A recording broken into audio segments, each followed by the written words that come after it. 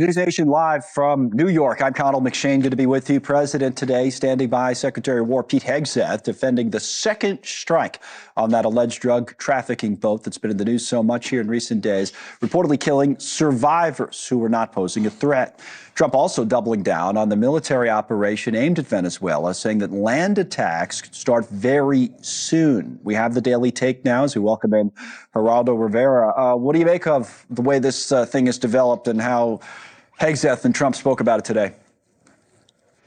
Well, I mean, starting from Venezuela's point of view, they are taking it very seriously. Connell, good to see you. Yep. Russian tourists in Venezuela, I am told, are now leaving the country. Venezuela, as a socialist state, became a big tourist mecca for Russians, going to Isla Margarita and Angel Falls and other beautiful sites that I have seen. So the Russians were there. They were told, "Hey friends, Dr. John here. So let's get started. A 4-star admiral commanding an entire hemisphere of operations just abruptly walked away. No farewell tour, no ceremonial handoff, just gone. The circumstances surrounding the exit aren't raising questions, they're screaming them. And the silence from the administration in response is its own kind of answer. Let's talk about who this man is and why his departure should send a chill down your spine." By their own officials to get out of Venezuela. So it's clear that they expect that some kinetic military action will soon take place. In terms of the press conference, I found it interesting that the person being thrown overboard is Admiral Bradley, the head of Special Forces Command. He's the one who was left in the room when the two survivors presumably were seen in the video, and the order was given to take them out. Which would be actionable, I think. We kill pirates, we don't kill shipwreck survivors, Connell. Yeah, I agree with you 100% that this idea of standing up for Admiral Bradley, that's a funny way of doing it by, identifying that he was the one who made the decision and that you essentially had nothing to do with it, or as Hegseth said today, moved on to his next meeting by that point and didn't see it.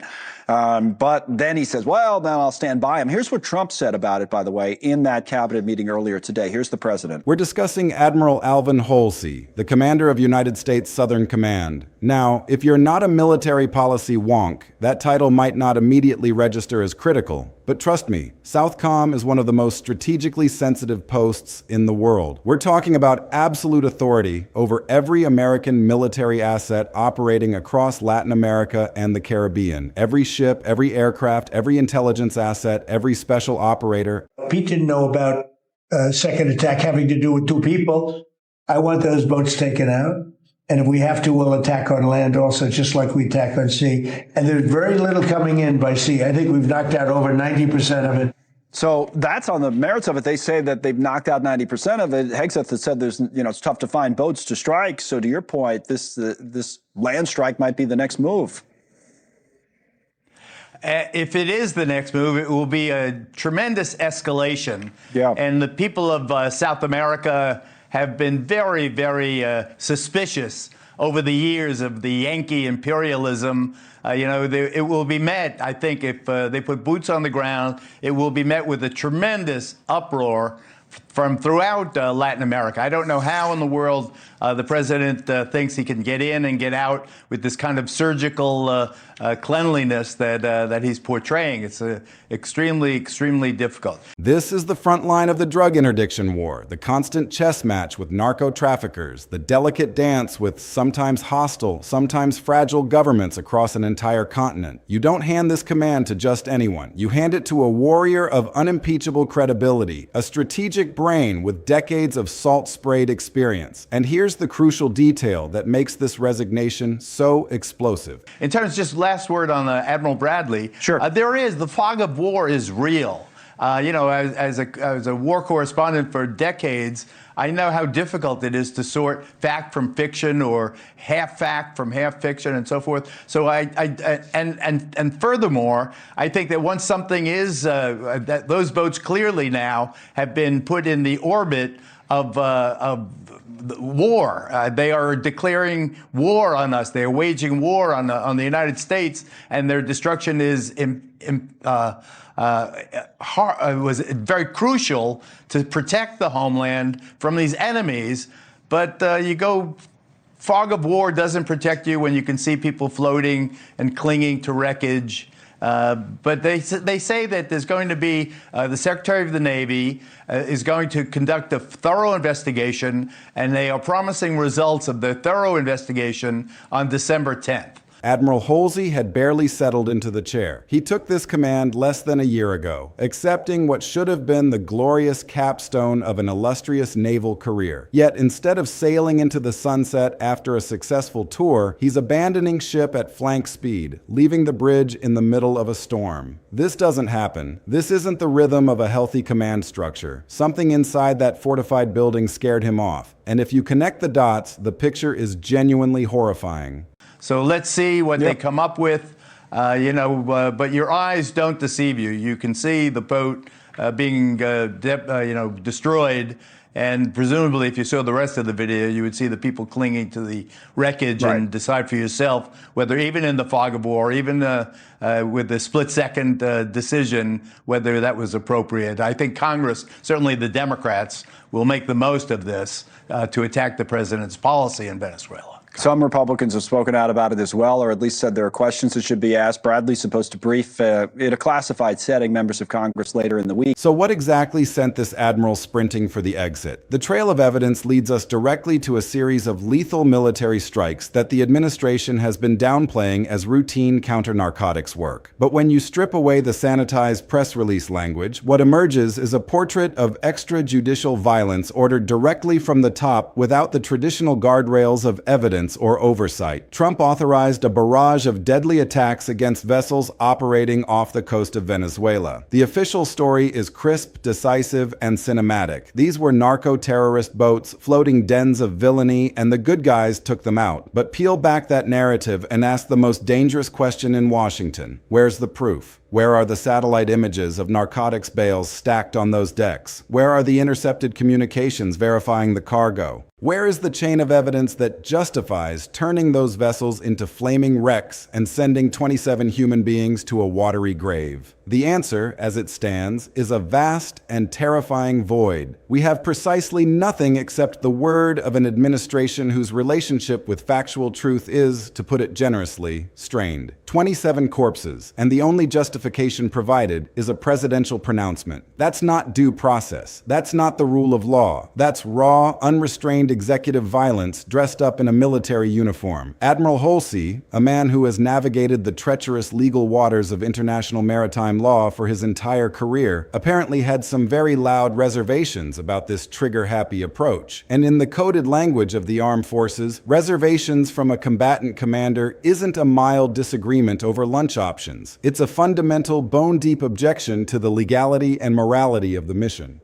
Reports flooding out of credible outlets like Reuters, the New York Times, and CNN confirm that Holsey wasn't just quietly stewing in his office. He was actively questioning whether these operations violated a web of international laws and standard rules of engagement. This is a four-star admiral, a lawyer in his own right regarding the codes of conflict, looking at a kill operation and whispering the two words that terrify any administration: war crimes. When the commander on the ground, the man with the greatest situational awareness, starts raising legal red flags about the president's orders, you've entered a constitutional danger zone. You have a direct clash between the oath to defend the Constitution and the pressure to obey political masters. And Holsey's sudden retirement tells you exactly which side of that battle won. But the rot doesn't stop with the commander-in-chief's penchant for bombing first and explaining later. The friction inside the Pentagon was accelerated by the man Trump chose to lead the entire Defense Department, a figure whose very presence in the E-ring feels like a political satire that accidentally came true. We are talking, of course, about Defense Secretary Pete Hegseth. Yes, That Pete Hegseth, the weekend TV personality, the talking head who parroted partisan narratives on morning shows, suddenly handed the reins to the most complex and lethal organization on planet Earth. Imagine the sheer whiplash of transitioning from analyzing poll numbers on a green room couch to signing deployment orders that can reshape global geopolitics. The inside sources are now confirming what common sense already told us. Hegseth and Holsey were locking horns in a brutal, high-stakes struggle over the Caribbean operations. On one side of the table, you had a decorated, battle-tested admiral who understands the human cost of miscalculation and the legal quicksand of unauthorized warfare. On the other side, you have an inexperienced political appointee whose primary qualification was an unwavering capacity to smile and echo the president's most aggressive whims. Hegseth was pushing for the kinetic action, the aggressive posture, the shock and awe. Holsey, based on his abrupt retirement, was likely demanding evidence, legal cover, and strategic patience. When the Fox News host turned warlord orders you to fire on a target without showing you the intelligence packet, and you refuse, you don't get a promotion, you get a target on your back. Holsey saw the writing on the wall. This administration values loyalty over legality, and his conscience had become a liability. Let's zoom out and look at the exodus, because this is where the crisis evolves from a single personality clash to a systemic collapse. Admiral Holsey is not a lone anomaly. He is the eighth, count them, the eighth top-tier commander to resign in a staggeringly short window of just 3 months. 3 months! That's a rate of hemorrhaging talent that would constitute a national emergency in any peacetime military. That's not a retirement wave. That's a mutiny of principle. These are the strategic minds, the people who game out the Third World War scenarios, the specialists in logistics, cyber, and human intelligence. One after another, they are looking at the trajectory of this administration's military policy and deciding that they cannot, in good conscience, remain at the helm. They are stepping off the treadmill of power because staying means handing their stars and their reputation to an endeavor they view as dangerously corrupt. When 8 flag officers jump ship in a quarter, it's not a scheduling coincidence, it's a vote of no confidence. It's the quiet, dignified resistance of people who can't hold a press conference to scream, "The Emperor has no strategy," so they simply turn in their badges and walk into the darkness, knowing their silence about why speaks louder than any press release. The gravity of this moment was captured perfectly by Senator Jack Reed, the ranking member of the Armed Services Committee. Reed, who has seen administrations come and go and understands the normal rhythm of military bureaucracy, issued a statement that should be printed on the front page of every paper. He called Holsey's resignation an alarming signal of instability within the chain of command. That's Washington speak for, "The wheels are coming off the bus, and I am terrified we're about to crash." Instability in the chain of command is the nightmare scenario. It erodes the trust of the rank-and-file soldiers who need to believe their leaders are making lawful decisions. It scares our allies, who wonder if they can trust a military run by a television pundit and a president who acts impulsively. And it emboldens our adversaries, who look at this revolving door of leadership and see a house divided. They see confusion. They see a vulnerability created not by enemy action, but by self-inflicted internal rot. Now, let's dissect the mechanics of the strikes themselves, because the devil is truly in the details. The administration frames this as a glorious chapter in the war on drugs, a decisive blow against the narco-submarine threat. Trump, in his characteristic bombast, leaned into the theatrics of hitting a literal drug submarine. He wants the visual of tomahawks ripping through cartel logistics to dominate the airwaves. It plays beautifully to a base that craves a strongman persona. But look closer at what a drug interdiction is supposed to look like under international law and compare it to what just happened.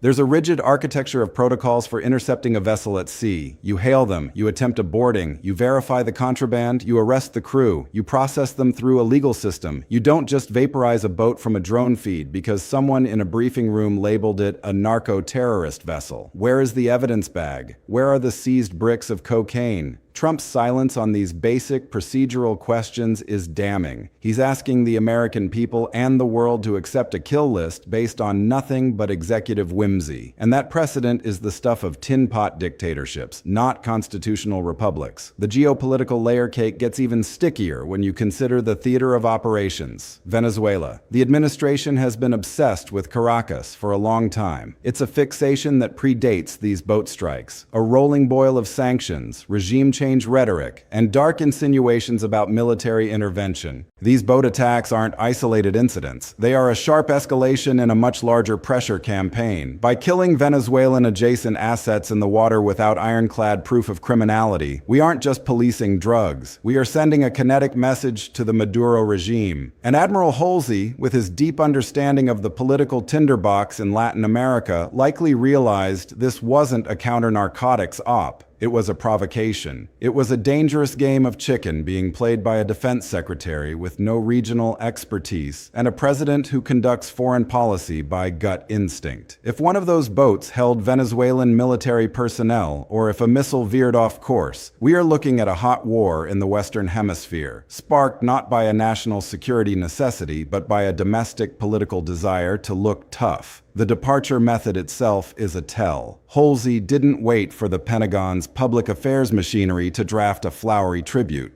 He took control of the narrative by posting his announcement on X, a digital shot across the bow. That's an act of rebellion. That's a commander saying, I don't trust the institution I serve to frame my departure honestly, so I'm going to do it myself. It speaks to a total breakdown of trust between the career professionals and the political appointees. He walked away from a 4-star command less than 12 months into the assignment. The pain of that decision must be immense. Think of the lifelong ambition, the missed birthdays, the deployments, the years of monotonous sea duty and rigorous academic study just to reach the pinnacle of Southern Command. You don't surrender that capstone lightly. You surrender it because the alternative, following the orders being pushed by Hegseth and authorized by Trump, was a bridge too far. It was a moral and legal abyss that Holsey refused to descend into. He chose self-respect over a corner office, and in doing so, he exposed the hollowed-out ethical core of the current leadership. We need to confront the terrifying historic parallels here. The slow-motion militarization of a presidency, unchecked by a compliant cabinet and a silenced Congress, is a roadmap to disaster. This is precisely the scenario the War Powers Act was designed to prevent. The founders feared a standing army precisely because a single executive could wield it as a cudgel against his own enemies, domestic or foreign. Trump has found the loophole. Conduct the operation, classify the evidence, claim national security, and dare a fractured Congress to stop him. Without the restraining hand of experienced military commanders like Holsey, who is left to slow things down? Pete Hegseth is not a check. He's a designated driver for the president's violent impulses. As more of the old guard walks out, they are replaced by loyalists, by people who won't lose sleep over loopholes in maritime law, by climbers who know that saying yes sir is the only promotion strategy that works right now. This is how the guardrails get dismantled, not by a vote on the Senate floor, but by the slow erosion of the ethical backbone of the officer corps. The silence from Congress is a scandal in itself. Where is the urgent hearing? Where is the demand for the intelligence that justified 27 extrajudicial killings? Where is the subpoena for the video footage of the strikes? The legislative branch, supposedly a co-equal power, is acting like a spectator. They are watching a president convert the military into a personal strike force with as much authority as they watch a rerun of a bad drama. Senator Reid's statement is a warning, but warnings are cheap without action. The House and Senate have the power of the purse. They could flash freeze funding for unauthorized operations. They could drag Secretary Hegseth into an Armed Services Committee room and grill him until the sweat drips onto the polished mahogany. But they don't. And that inaction is oxygen to the fire. Every day, they allow the Venezuela strikes to fade into the memory hole. They normalize the concept of a unilateral executive kill chain. They tell the president that there is no price to pay for bypassing the Constitution. Let's also examine the human toll that's being swept aside. 27 people are dead. The administration labels them as cartel operatives, and perhaps they were, but we don't know. We don't even have a list of names leaked to the press. They were erased in a flash, and the world shrugs it off because the targets were bad guys. The rule of law isn't designed to protect the good guys. It's designed to bridle our power when absolute power corrupts us. The procedural protections, the need for proof, the right to a trial, these are what separate SEAL Team 6 from a death squad. Holsey knew this difference. It's hammered into to every officer at the Naval Academy. You don't kill for convenience. You kill based on a legal framework of imminent threat and verified target legitimacy. The administration erased that framework, and when Holsey asked if they had crossed the line into extrajudicial assassination, he was treated like a traitor to the cause. The implications for the future are grim. If the Venezuela maritime curtain is a test balloon for Trump's absolute authority over life and death, it will pass. The next target could be anywhere. The president has made no secret of his willingness to use military might to solve complex political problems. With 8 restraining voices gone and an inner circle of sycophants closing ranks, the threshold for military action drops dramatically. We are entering a phase of military adventurism by tweet. A geopolitical slight could lead to a missile launch without any of the rigorous legal analysis that previously took weeks. The brain drain of commanders means that when a real crisis hits, a standoff with China or a miscalculation with Russia, the adults who knew how to de-escalate won't be in the room. They'll be sitting at home, writing memoirs they can't publish, watching the chaos unfold on cable news just like the rest of us, horrified that the machine they served has been stripped of its moral compass. We are being conditioned to tolerate the intolerable. The news cycle moves so fast that the shock of a 4-star admiral resigning in protest fades within a day, but just let it sit with you. A man who has fought wars for the United States has effectively said that he will not kill under the banner of this administration because he does not trust the legal basis of the command. That is an extraordinary act of conscience. It's a level of patriotic protest that required sacrificing everything he worked for. The least we can do is listen. The least we can do is look at the Defense Secretary, look at the missing evidence, look at the bodies in the Caribbean, and ask the simple, burning question that Holsey asked: is this legal? Is this who we are? This moment is a litmus test for the Republic. We have a military that derives its strength not just from its weapons, but from its discipline and its adherence to the law of war. When the civilian leadership throws that law out the window,